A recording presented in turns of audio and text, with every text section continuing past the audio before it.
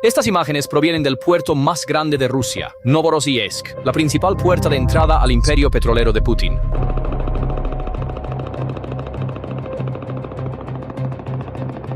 Aquí es donde se cargan el 20% de las exportaciones de petróleo marítimo de Rusia, el último refugio de la flota del Mar Negro y la puerta de entrada por la que el petróleo kazajo llega al mundo. Nunca ha habido una noche como esta. Fue aterrador.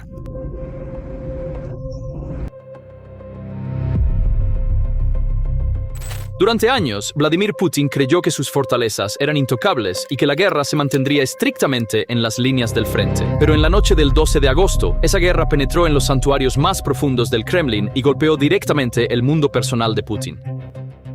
La línea de vida más crítica de Rusia en el Mar Negro, el puerto de Novorossiysk, fue golpeada por el ataque coordinado más grande y devastador desde que comenzó el conflicto. Las consecuencias para la maquinaria de guerra rusa fueron asombrosas e instantáneamente paralizantes. El puerto de Novorossiysk quedó completamente paralizado y el tráfico ferroviario vital que lo alimentaba fue cortado. En una sola noche, tanto la arteria marítima como la columna vertebral de acero de la logística rusa se rompieron simultáneamente. Este es el metraje sin editar de una noche real, un puerto en llamas y el colapso de una ilusión, porque cada objetivo alcanzado esa noche llega profundamente al círculo íntimo de Putin. Los ataques perforaron su último refugio naval, el paraguas de defensa aérea que protege su palacio privado, una enorme fábrica vinculada a la riqueza de su familia y un gigante corporativo que actualmente está desgarrando a sus aliados más cercanos en una amarga disputa. Y lo que sucedió esta semana va mucho más allá de la pérdida estratégica de un solo puerto del Mar Negro. Antes de desglosar exactamente lo que Putin perdió en este ataque y cómo la guerra finalmente ha llegado a su palacio y a su familia, tenemos un pequeño favor que pedir. Análisis geopolítico y estratégico independiente como el nuestro está fuertemente suprimido por el algoritmo de la plataforma. Suscribirse, dar me gusta y dejar un comentario ayuda directamente a que este contenido se difunda y llegue a las personas que necesitan verlo. Ahora vamos a profundizar. Novorossiysk no es un centro logístico ordinario, es la principal puerta de exportación de granos de Rusia en el Mar Negro, un terminal de petróleo altamente crítico y el último refugio seguro para la flota del Mar Negro después de que Sebastopol se convirtiera en una zona de muerte. Cumple tres funciones estratégicas masivas en un solo lugar: una base naval, una salida de energía y un silo agrícola global. Y esa noche, los tres pilares fueron atacados sistemáticamente. 4 buques de guerra rusos sufrieron daños en el ataque, demostrando que incluso en su puerto de retirada más lejano, la flota ya no está segura.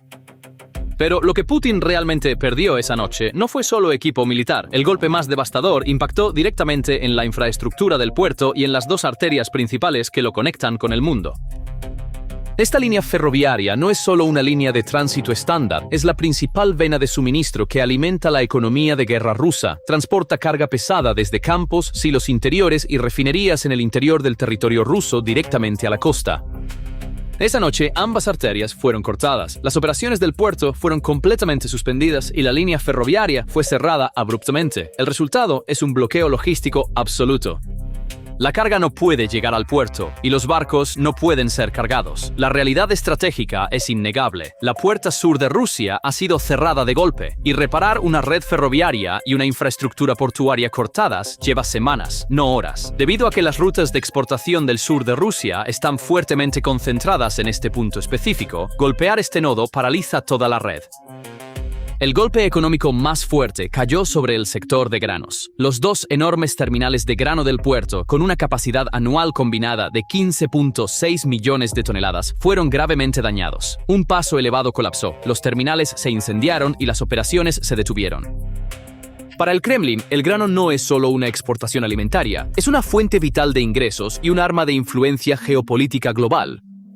Sin embargo, un detalle crucial revela la silenciosa geopolítica que opera tras bambalinas. Mientras Ucrania diezmó la base naval rusa y los terminales agrícolas, evitó cuidadosamente el terminal de oleoducto que transporta petróleo kazajo y los petroleros no rusos atracados cerca. Según el Financial Times, esto fue el resultado directo de una llamada telefónica el 31 de julio, donde el vicepresidente de Estados Unidos, J.D. Vance, solicitó a Zelensky que detuviera los ataques en esa ruta específica de petróleo kazajo. Las gigantes energéticas estadounidenses Chevron y ExxonMobil tienen grandes participaciones en ese oleoducto. Con los mercados mundiales de petróleo ya altamente volátiles debido a las tensiones en el estrecho de Hormuz, Washington no quería desencadenar un choque energético más amplio.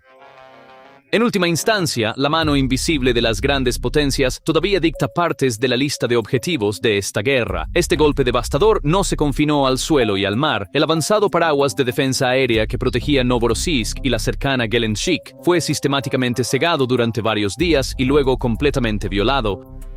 Gelendzhik es precisamente donde el colosal y fuertemente fortificado palacio privado de Vladimir Putin domina el Mar Negro. La red que fue perforada dejó los cielos sobre uno de los santuarios personales más seguros del presidente ruso completamente expuestos. Un líder que se ve obligado a rodear sus propiedades privadas con docenas de baterías antiaéreas ya no está proyectando control, está proyectando paranoia. Acorralado y humillado, Putin buscó desesperadamente represalias. Inmediatamente después del ataque a Novorossiysk, desató su furia sobre la ciudad costera ucraniana del sur, Odessa. Pero incluso esa represalia fue sistemáticamente perseguida sobre el agua abierta. En impresionantes imágenes filmadas por civiles en la costa de Odessa, se puede ver a un caza ucraniano MiG-29 participando en una persecución de alto riesgo con un dron Shahed a reacción ruso. Mientras las aeronaves maniobran sobre casas junto al mar y colinas boscosas, el dron intenta desesperadamente evadir la interceptación. Momentos después, el dron es destruido en el suelo en una enorme bola de fuego y el caza ucraniano se aleja triunfante. Las capacidades de represalia aérea de Rusia siguen siendo potentes, pero claramente ya no son incontestadas. Y mientras los cielos de su palacio eran violados, Putin estaba a miles de kilómetros de distancia en las disputadas Islas Kuriles en el Pacífico, buscando una victoria fabricada mientras el Mar Negro ardía. El golpe financiero más personal de esta semana afectó las arterias mismas que imprimen el dinero de Rusia.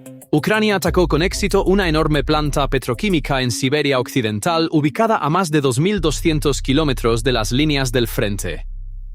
Este se considera uno de los ataques de precisión de mayor alcance de todo el conflicto. La planta produce materias primas críticas para plásticos y, según la inteligencia ucraniana, suministra insumos altamente especializados para la industria de defensa de Rusia, pero el verdadero significado radica en su propiedad.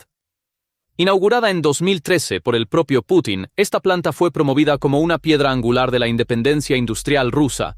Uno de sus principales accionistas, con aproximadamente un 5% de participación, era Kirill Shamalov, el exyerno de Putin, quien misteriosamente se convirtió en multimillonario de la noche a la mañana tras casarse con la familia. Es un secreto a voces que Putin guarda su inmensa riqueza en las cuentas de sus familiares y oligarcas más leales. Por lo tanto, esto no fue solo un golpe a la infraestructura industrial, fue un impacto cinético directo en la fortuna personal de Putin. Y este no es un evento aislado, es una campaña calculada y sistemática. Simultáneamente, las 4 unidades de destilación en la enorme refinería de Orsk fueron atacadas, deteniendo por completo el procesamiento de crudo. Debido a que las sanciones occidentales bloquean el acceso a piezas de repuesto críticas, Rusia no puede reparar estas instalaciones antes de que ocurra el próximo ataque. En consecuencia, la capacidad total de refinación de Rusia ha caído aproximadamente un 30% año tras año. La nación se ha visto obligada a prohibir las exportaciones de petróleo e incluso a importar combustible de países vecinos para prevenir una crisis interna. La estrategia de Ucrania es brillantemente simple. No solo luchar contra el ejército, destruir la billetera que lo financia. La narrativa que mejor ilustra cómo esta guerra ha fracturado profundamente el círculo íntimo de la élite de Putin gira en torno a un solo imperio corporativo, Wildberries. Esta semana, otro colosal centro logístico de Wildberries en el interior de Rusia fue reducido a cenizas. El número de ataques devastadores confirmados en estos almacenes específicos ha alcanzado al menos 24. Valorado en más de $9.000 millones, Wildberries es el equivalente ruso de Amazon, sirviendo como un pilar fundamental de la economía doméstica. Crucialmente, esta plataforma se utiliza intensamente para obtener componentes de drones y equipo táctico destinados directamente a las unidades de primera línea rusas. A medida que estos almacenes arden, tanto la economía civil como las cadenas de suministro militar sufren interrupciones masivas. Pero la verdadera historia detrás de Wildberries es una feroz enemistad que está desgarrando a los leales más poderosos de Putin. En el verano de 2024, Wildberries anunció una fusión con una firma de publicidad vinculada al senador de Dagestán Süleyman Kerimov. Simultáneamente, la fundadora de la empresa solicitó el divorcio, lo que llevó a su esposo separado a asegurar el respaldo del caudillo checheno Ramzan Kadyrov para bloquear por la fuerza la fusión. Kadyrov calificó públicamente la medida como una adquisición hostil. Tras una incursión armada en la sede de la empresa en Moscú, Kadyrov declaró oficialmente una enemistad de sangre contra Kerimov. Esta saga actúa como una radiografía perfecta de la estructura de poder rusa. Estos conglomerados multimillonarios solo existen mediante el permiso tácito del Kremlin. A principios de este año, Putin negoció personalmente una paz temporal entre las facciones dentro del Kremlin, pero esta red de patrocinio fracturada es exactamente lo que Ucrania está explotando. Al atacar los centros logísticos de Wildberries, Ucrania está desmantelando los mismos sistemas de generación de riqueza que Putin utiliza para mantener leales a sus señores de la guerra y oligarcas. Cuando sintetizas todos estos eventos, apuntan a una realidad catastrófica para Moscú, el bloqueo de la arteria de suministro y exportación del sur de Rusia. El corte de las líneas portuarias y ferroviarias ha asfixiado efectivamente la principal ruta de exportación agrícola de Rusia, asestando un golpe brutal a una economía tambaleante. Putin necesitaba este petróleo para cubrir los costos de la guerra que inició en Ucrania. Ahora ese petróleo está ardiendo en su propio puerto. Esto significa que el flujo de dinero hacia el fondo de guerra se ha cortado de la noche a la mañana. El fuego de la venganza en Novorossiysk no solo afectó al petróleo ruso, el efecto dominó se extendió rápidamente hacia el este, hacia los aliados de Moscú. El enorme consorcio del oleoducto del Caspio, que transporta petróleo kazajo a los mercados globales, también quedó atrapado en medio de este caos. Debido al riesgo de ataque y a las deficiencias técnicas en el puerto, la terminal del CPC también se vio obligada a suspender operaciones.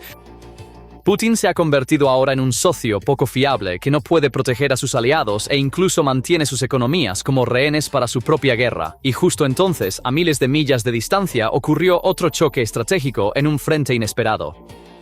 Este desarrollo demuestra que la crisis ha evolucionado de un conflicto regional a un juego de ajedrez global. Mientras el Mar Negro ardía, fuerzas especiales belgas, apoyadas por helicópteros de la Marina francesa, llevaron a cabo una operación en las frías aguas del Mar del Norte que fue digna de una escena de película.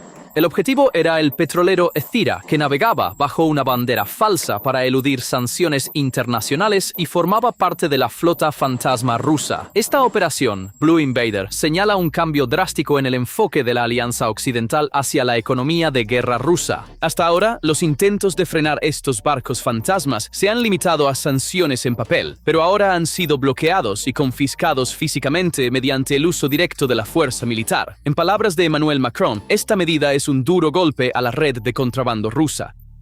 Cuando se combinan la destrucción en Novorossiysk y esta operación de incautación en el Mar del Norte, surge una enorme pinza que se cierra sobre el comercio de petróleo ruso. Por un lado, se está destruyendo la infraestructura portuaria para la carga, mientras que, por otro lado, se están cazando barcos de contrabando que pueden zarpar en aguas internacionales. Este movimiento estratégico está obligando incluso a los mayores clientes del Kremlin a buscar alternativas. Grandes compradores que sufren de hambre energética, como China, están inevitablemente señalando un cambio de regreso a Arabia Saudita ante esta imprevisibilidad, riesgo y las interrupciones en el suministro de petróleo ruso. Putin ha perdido en gran medida su posición como proveedor confiable en el mercado energético. Un asedio geopolítico masivo está en marcha, atacando al enemigo en su línea vital económica y bloqueando simultáneamente sus fuentes de ingresos tanto internas como externas. Sin embargo, hay un aspecto más doloroso en este evento que su dimensión económica, el aspecto humano. La piedra angular de la propaganda de Putin era la promesa de estabilidad y seguridad. En la noche del 2 de marzo, este contrato explotó en la cara de la gente de Novorossiysk, la intocable ciudad portuaria donde la flota de Crimea en fuga se refugió y la élite rusa vacacionaba y se convirtió en una zona de guerra de la noche a la mañana. El pánico fue tan grande que el gobernador Veniamin Kondratiev no pudo controlar la situación y se vio obligado a declarar oficialmente el estado de emergencia en la ciudad. La guerra había llegado a la puerta de Rusia. La mayor tragedia y punto de inflexión no fueron los drones ucranianos atacando la ciudad, sino el ejército ruso, encargado de proteger la ciudad, sembrando muerte sobre su propio pueblo. En pánico, los operadores de defensa aérea dispararon desesperadamente a los vehículos aéreos no tripulados que cubrían el cielo, resultando en una serie horrenda de errores. Los misiles disparados desde los sistemas únicos y modernos Pantsir S-1 fallaron su objetivo y se salieron de control, estrellándose contra bloques de apartamentos y casas privadas donde los residentes de Novorossiysk estaban durmiendo. En videos grabados por civiles que capturan estos momentos aterradores, se puede escuchar claramente a un hombre en desesperación gritando que uno de los misiles impactó en la ubicación de la empresa global. Las investigaciones regionales realizadas a través de inteligencia de fuente abierta indican que el término global mencionado en el video se refiere a la empresa Global Group, que maneja la logística de contenedores de productos agrícolas a través del puerto de Novorossiysk. Lo que hace esto aún más sorprendente e irónico es que esta empresa probablemente sea uno de los actores clave involucrados en el contrabando de grano ucraniano robado de territorios ocupados hacia los mercados globales. La defensa aérea rusa, en pánico, puede no solo haber atacado a su propia población civil, sino también haber destruido una de las infraestructuras de contrabando financiadas ilegalmente por el Kremlin con sus propias manos. Los funcionarios locales no pudieron ocultar este hecho. El alcalde de Novorossiysk, Andrei Kravchenko, reconoció la gravedad de la situación. Se vio obligado a admitir que 8 bloques de apartamentos y 9 casas privadas habían sufrido daños graves en el caos. Y ahora llegamos a la imagen más clara de la destrucción. Sheshkari, mucho más que una instalación portuaria ordinaria, es el sustento vital de los tanques en la línea del frente. Las repercusiones de esta operación masiva en la línea del frente y el ejército ruso están diseñadas para crear un efecto dominó devastador. A corto plazo, es decir, dentro de la primera semana, las unidades blindadas rusas en el frente pueden no enfrentar una crisis masiva de combustible. Esto se debe a que el ejército tiene una cierta reserva en sus refinerías internas y depósitos secretos. Sin embargo, el verdadero peligro radica en la interrupción de los equilibrios tácticos. La destrucción o el daño grave a los sistemas de defensa aérea con radar Pantsir S-2 y S-300 alrededor del puerto durante el mismo ataque dejó al mando ruso en un terrible dilema. Obligada a proteger la terminal de miles de millones de dólares y lo que queda de la flota del Mar Negro, Moscú ahora se ve obligada a desmantelar baterías críticas de defensa aérea de la línea del frente y Crimea y trasladarlas a Novorossiysk. Este movimiento debilita el escudo aéreo que protege a los soldados rusos en el frente, dejándolos expuestos a drones y ataques con misiles ucranianos. Un ejército que no puede defender su propia retaguardia está condenado a sufrir grandes debilidades en la línea del frente. Mirando al mediano plazo, es decir, de 1 a 4 semanas, la devastación económica de esta estrategia de estrangulamiento comienza a sentirse directamente en el terreno. La pérdida de la capacidad diaria del terminal de 700.000 barriles crea un drenaje diario masivo de 50 a 60 millones de dólares en el presupuesto de guerra del Kremlin. Este dinero no es simplemente ingresos por exportación, se traduce directamente en la producción de nuevos proyectiles de artillería, la compra de drones y misiles balísticos, los salarios de los soldados en las líneas del frente y repuestos para vehículos blindados.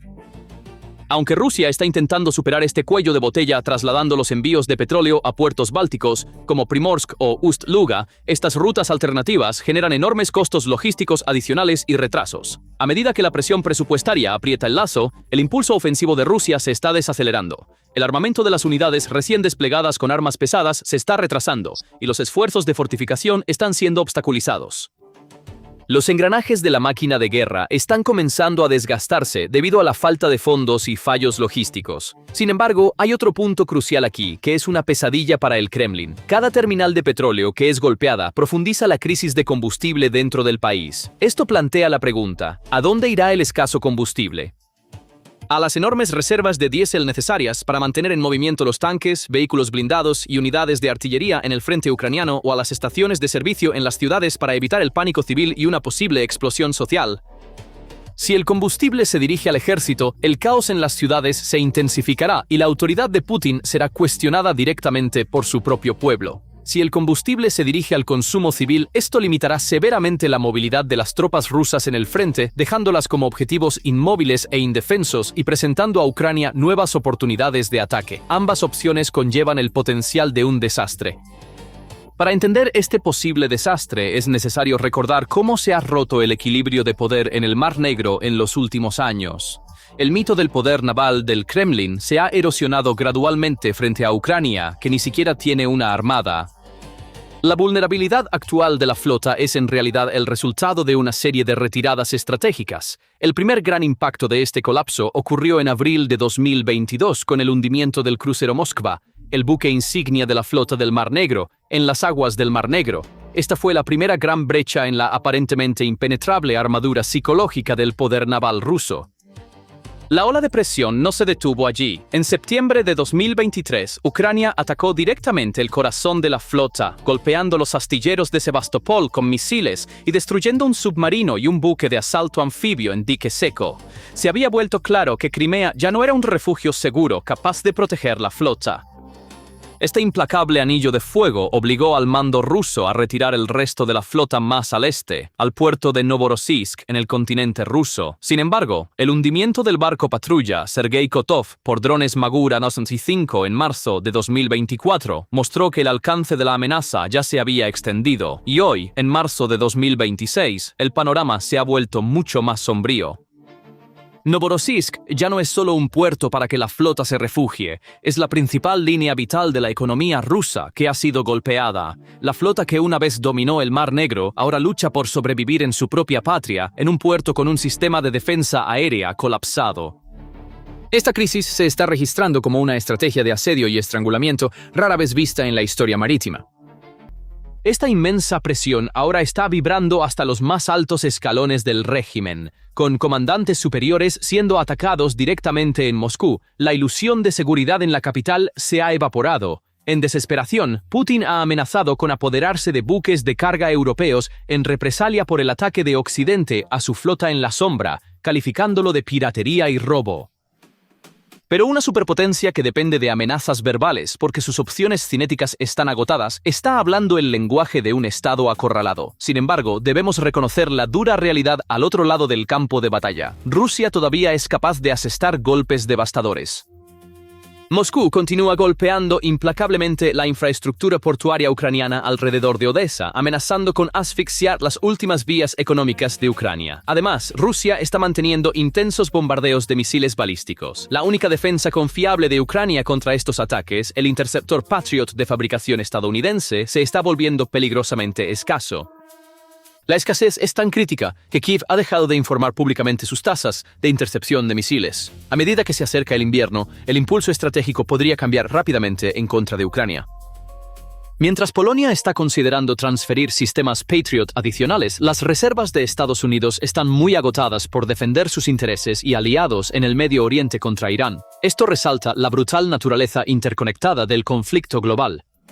Un misil disparado en el Golfo es un misil que no puede defender una ciudad en Ucrania. Un líder inició esta guerra con la absoluta certeza de que solo se libraría en suelo extranjero, pero hoy esa misma guerra está llamando violentamente a su propia puerta.